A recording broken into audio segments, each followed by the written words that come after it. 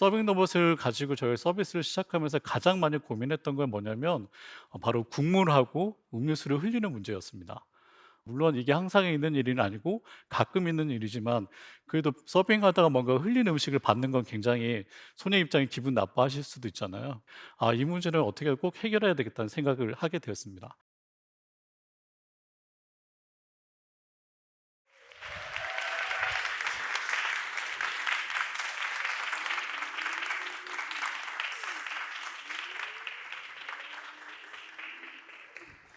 네, 안녕하세요. 이렇게 만나 뵙게 돼서 되게 반갑습니다.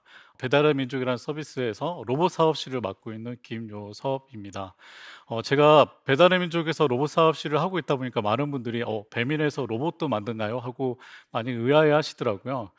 저희 배민에서는 2017년도부터 앞으로의 미래 식당과 앞으로 배달은 어떻게 바뀔까에 대해서 고민을 많이 해오면서 제가 식당에 있는 사장님들하고 그리고 배달하시는 분들을 좀 더 도움을 드릴 수 있는 실제 그런 로봇 서비스를 만들기 위해서 굉장히 많이 좀 고민하고 연구 개발해 왔습니다. 지금까지 저희가 개발해 왔던 로봇 종류는 크게 세 가지가 있는데요. 그중에 첫 번째 먼저 소개시켜 드릴 로봇은 여기 있는 서빙 로봇입니다. 최대 12개의 음식이나 음료를 한 번에 나눌 수 있기 때문에요. 사람보다는 훨씬 더 많은 음식을 한 번에 나눌 수 있기 때문에 서빙은 이 로봇이 하고 접객 활동들은 점원분들이 하시게 되면서 고객들이 더 많이 좀 좋아하시게 되는 것 같고요. 그러면 최근에 특히 이제 코로나 때문에 비대면 서비스가 많이 좀 더 많이 필요하게 되면서 저희 서빙 로봇을 많이 찾아주게 되시는 것 같습니다. 그리고 제가 두 번째 로봇은 저희가 오늘은 저희 본사에서 열심히 일하고 있어서 제가 데려나오지는 못했는데요. 엘리베이터를 타고 층간으로 이동할 수 있는 실내 배달 로봇도 있습니다. 많은 배달원분들이 가장 저희한테 주셨던 얘기 중에 한 게 뭐냐면 나 대신에 엘리베이터를 탈 수 있는 로봇이 있었으면 좋겠다는 얘기를 가장 많이 하시더라고요.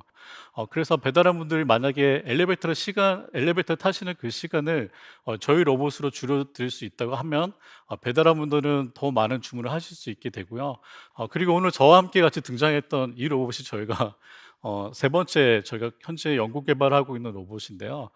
이 로봇 같은 경우에는 실외도 다니고 실내도 한꺼번에 다닐 수 있는 실내외를 한꺼번에 다닐 수 있는 로봇입니다.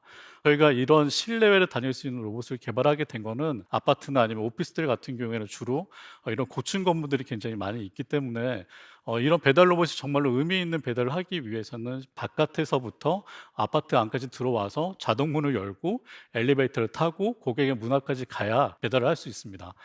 그래서 저희가 굉장히 어렵지만 그래서 여기에 있는 이 실내 배달 로봇을 개발하게 됐습니다. 뭐 로봇을 개발하고 있다고 로봇 사업을 맡고 있다고 하다 보면 주변에 많은 분들이 제가 일하고 있는 환경 자체를 마치 최첨단 연구소에서 뭔가 굉장히 값비싼 기계들과 컴퓨터에 둘러싸여 가지고 이런 로봇만 개발하는 거에 뭐 대부분의 저희들의 시간을 많이 쓰는 것처럼 오해하시는 분들이 계시는 것 같은데요.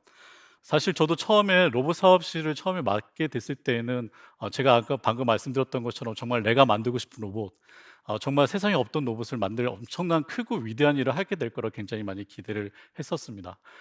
근데 제가 처음에 로봇 사업실을 맡을 때 저희 김봉진 대표님께서 저한테 거셨던 조건이 딱 한 개 있었어요. 그게 뭐였냐면 바로 "로봇을 만들려고 하지 말고 서비스를 만들라."는 얘기를 하셨습니다. 저는 솔직히 그 얘기 들었을 때 굉장히 많이 실망했어요. 왜냐면 저는 개발자 출신이거든요. 그래서 '아 이제는 로봇을 개발하기에 좋은 기회를 주셨구나.' 생각하고 굉장히 기대하고 있었는데 로봇 사업실인데 솔직히 로봇을 만들지 말라고 하시니까 '도대체 내가 뭘 해야 되지? 우리가 뭘 해야 되지?'라는 이런 생각을 들게 되더라고요. 그래서 정말 제가 너무 답답해서 사전을 한번 찾아봤습니다. 그래서 도대체 서비스라는 게 뭘까? 고객 또는 이용자의 편익을 위한 노력, 기능 또는 사업이라고 적혀 있었습니다. 그래서 저는 솔직히 정확하게 그 의미를 잘 모르겠지만 뭔가 로봇을 만드는 데 집중하기보다는 이 로봇을 가지고 쓰시는 고객분들이 뭔가 좀 더 편익을 누릴 수 있게 그런 서비스를 만들려고 하는구나라고 이해를 하게 됐고요. 그래서 로봇이 아닌 그 로봇을 가지고 좀 더 고객분들이 의미 있는 서비스를 만들기 위해서 좀 많이 고민했고 노력했습니다. 저희가 작년 11월 달부터 서빙 로봇 여기 보시는 서빙 로봇을 렌탈 사업을 시작하게 됐는데요. 저희가 이 서빙 로봇을 가지고 저희 서비스를 시작하면서 가장 많이 고민했던 건 뭐냐면 바로 국물하고 음료수를 흘리는 문제였습니다. 이 로봇 같은 경우에는 이제 식당에서 서빙을 하다가 만약에 갑자기 사람이 나타나거나 장애물이 생기면 그때 인제 급정거를 하거나 아니면 급회전을 해야 되는데 그럴 경우에 인제 가끔씩 이 로봇이 인제 음료수나 아니면 국물을 흘릴 때가 있습니다.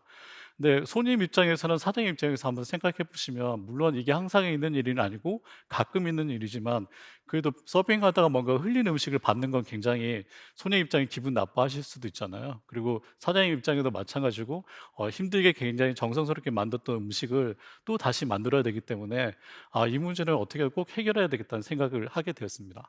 그래서 저희가 정말로 정말 많은 음식을 테스트한 것 같아요. 이 로봇에다가 저희가 뭐 한식부터 시작해서 중식까지 했었고요. 뭐 분식도 했었고 정말 많은 음식을 저희 이 로봇 가지고 로봇 위에다 올려 놓고 정말 많은 경우의 수로 테스트했었는데요. 이 국물에 넘치는 이슈는 이 국물 안에 있는 이 건더기하고 그리고 이 국물의 점성과 안에 어떤 상관관계가 있구나라는 걸 알게 됐습니다. 근데 그중에서 가장 어려웠던 건 쌀국수하고 저희가 그 장국이라고 보통 식사 밥 같은 거 시키시면 같이 따라 나오는 국물이 가장 어려웠어요.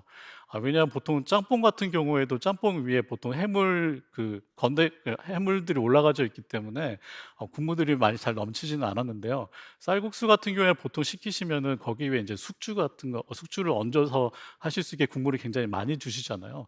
그러다 보니까 굉장히 로봇이 조심해 가는데도 흘리는 경우가 좀 있었고요. 그리고 장국 같은 경우에도 굉장히 작은 그릇에다가 물을 담기 때문에 서빙을 하는 도중에 음료를 흘리는 경우가 좀 있었습니다. 그래서 저희가 어떻게 해서든 정말로 이 쌀국수하고 이 장국은 정말 저희가 꼭 해결해야 되겠다. 서빙 로봇이 안전하게 해결해야 된다고 굉장히 고민을 많이 했었고요. 그래서 여기 보시는 영상 같은 경우에는 제가 완벽하게 해결책을 찾은 건 아니고 저희가 정말 고민하고 있는 여러 가지 방법 중에 제가 하나로 지금 현재 보여드린 겁니다. 보시는 것처럼 이제 굉장히 많이 흘리기 쉬운 뭐 음료수 잔이 지금 떨어져 있는데요. 충격이 가해져도 잘 흘리지 않는 것들을 보실 수 있을 것 같습니다. 저희는 이런 방법을 찾아가고 있는데요. 기존에는 사실상 서빙 로봇이 이런 음식을 흘리는 이슈를 좀 줄이기 위해서 기존에는 약간 뭐 음료수를 좀 적게 따른다든지 아니면 국을 좀 적게 따른다는 이런 방식으로 해결하거나 아니면 흘려도 문제가 없게 일회용 컵을 쓴다든지 이런 방식으로 주로 해결을 했었어요. 그런데 사장의 입장에서 저희가 생각을 해 보니까 고객의 입장에서 생각을 해 보니까 그동안 쓰셨던 컵이나 그릇을 바꾸실 수는 없잖아요. 그래서 그게 정말 좋은 솔루션은 아니라는 생각을 하게 됐습니다. 그래서 저희가 계속 방법을 찾아가고 있는 건 서빙 로봇의 속도를 줄이지 않으면서 기존에 사장님이 쓰셨던 컵이나 그릇을 바꾸지 않고도 서빙 로봇이 안전하게 음식이나 음료를 잘 나눌 수 있는 방법들을 계속 고민하고 있고요.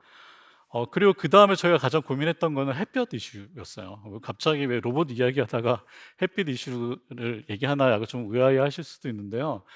보통 자율주행 로봇 같은 경우에는 앞에 이제 장애물을 회피하기 위해서 센서들이 있습니다. 근데 그런 센서들 중에 특히 앞에 정면에 카메라 센서가 있는데요. 햇빛이 비치게 되면 그 빛 번짐에 대한 이슈 때문에 햇빛을 마치 이제 장애물로 인식할 때가 있습니다. 그래서 이 로봇이 잘 가다가 가끔씩 이제 주춤주춤 할 때가 있는데요.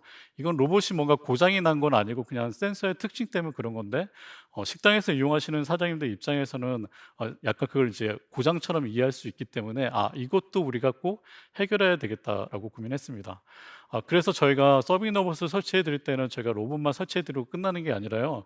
저희가 아까 말씀드렸던 이런 햇볕에 대한 이슈를 해결하기 위해서 저희가 시트지를 발라 드리는 작업도 저희가 현재 하고 있고요. 그리고 저희가 시트지만 발라 드리는 작업뿐만 아니라 필요하면 이 로봇이 좀 더 안전하게 움직이기 위해서 위에 천장에다가 저희가 표식을 달게 돼 있기도 한데 그런 천장에다 뭐 안전한 뭐 표식을 붙이는 작업을 한다든지 이런 식으로 현재 저희가 일을 하고 있습니다. 근데 저희가 아까 햇볕에 대한 문제를 해결하기 위해서 아까 시트지를 발랐다고 말씀을 드렸는데 근데 시트지를 바른 거 가지고는 완전하게 문제 해결이 안 되더라고요. 왜냐하면 식당에서는 보통 인테리어를 하실 때 본인의 이제 식당을 잘 외부에서 잘 보일 수 있게 하기 위해서 식당의 한 벽면을 아예 그냥 전면으로 다 유리로 만드신 경우가 있으시거든요. 근데 저희 서빙 로봇을 쓰신다고 해서 뭐 특정 영역에 많지는 않지만 시트지를 붙이시는 것 자체를 사장님들 입장에서 별로 좋아하지 않을 수 있겠다는 생각이 들어서 저희는 또 다시 고민하기 시작했습니다. 그래서 어떻게 하면 이 문제를 풀 수 있을까 고민했었는데 어 저희가 그래서 제가 고민하고 만들기 시작했던 시트지는 외부에서도 밖에서도 잘 보일 수 있으면서 대신 로봇이 다닐 때 방해가 되는 그런 빛만 차단할 수 있는 CTG를 저희가 연구하게 되었고요. 말씀드린 그런 이제 그런 필터를 만들어서 지금 현재는 저희 그 필터를 지금 현재 서빙 로봇 설치해 드리면서 같이 설치해 드리는 방향으로 해 드리고 있습니다. 그래도 저희가 가장 보람 있게 느끼는 순간은 물론 로봇을 개발할 때도 있겠지만 아까 말씀드렸던 이런 햇볕에 대한 문제 아니면 국물이나 흘림에 대한 이런 문제를 해결할 때 해결할 수 있을 때 그때 저희가 좀 가장 크게 보람을 많이 느끼는 것 같습니다. 어떻게 보면 잘 모르시는 로봇에 대해서 잘 이해가 없으신 분들은 그게 뭐 대단하니까 이해하실 수 있겠지만 결국 이 로봇을 잘 쓰시기 위해서는 그런 사소한 문제들을 저희가 해결해 드려야지만 그때 비로소 고객분들이 이런 서비스를 의미 있게 쓰실 수 있기 때문에 저희가 이런 작업 문제를 해결하기 위해서 좀 많이 고민을 하고 있습니다. 네, 지금까지 저희가 저희 사업실에서 하고 있는 일들을 좀 일부러 소개시켜 드렸는데요. 어떠신가요? 제가 처음에 이제 로봇 사업실을 맡고 있다고 인사드렸을 때하고 상상하셨던 그 일과 좀 많은 일들을 좀 다른 일들을 하고 있지 않나요? 어 저희가 2년 동안에 지금 로봇 사업을 하면서 저희가 알게 됐던 것들은 로봇을 잘 만드는 것도 굉장히 중요하겠지만 어떻게 보면 고객 입장에서 이 로봇이 좀 더 의미 있게 쓰이기 위해서 이런 고객의 사소한 문제들 이런 문제를 정말 해결하는 게 굉장히 중요하겠구나라는 것들을 저희가 정말 깨달을 수 있게 되었던 것 같고요. 그래서 정말 이런 사소한 문제들 하나하나 해결해 주고 더 많은 분들이 저희 서비스를 사용해질 때 비로소 그때야 저희가 혁신적인 서비스와 미래를 바꿔 나갈 수 있는 일을 시작할 수 있겠구나하는 것들을 깨닫게 되었습니다. 어떠신가요? 여러분들 상상하셨던 미래의 일들이 지금 일어나고 있지 않나요? 네, 혹시 이 자리에 미래를 바꾸기 위해서 아니면 엄청난 기술을 연구하고 계시거나 아니면 고민하고 계신 분도 계실 수도 있을 것 같고요. 아니면 이제 세상을 바꿀 수 있는 그런 스타트업들에 종사하고 계신 분들도 계실 것 같습니다. 어, 네, 이런 세상을 변화시키고 미래를 준비하기 위해서 엄청난 혁신적인 기술도 필요하겠지만 그런 기술이 외면받지 않게 하기 위해서는 고객의 이런 사소한 문제들을 정말 집요하게 풀어주는 것도 굉장히 중요하다는 것들을 저희는 다시 한번 알게 되었던 것 같고요. 그런데 이런 제 고객의 문제들은 이런 사소한 문제들은 결코 화려하거나 엄청나진 않더라고요. 아까 보여드렸던 것처럼 음식을 흘리는 문제 아니면 뭐 햇빛 문제처럼 굉장히 하찮거나 아니면 굉장히 사소하거나 괜찮은 귀찮은 일들이 굉장히 많을 때가 있는 것 같습니다. 그렇지만 이런 문제라 하더라도 고객분들을 위해서 일일이 정말 집요하게 하나하나 풀어갈 때 그때야 비로소 고객분들이 저희 서비스를 하나 한 분, 두 분씩 더 쓰시게 되는 것 같고요. 그러다 보면 점점 더 혁신적인 기술들을 만들어 갈 수 있게 되고 미래에 더 많은 사람들이 서비스를 쓰게 되면서 점차적으로 미래를 바꾸어 나가는 일들이 생기지 않나 싶습니다.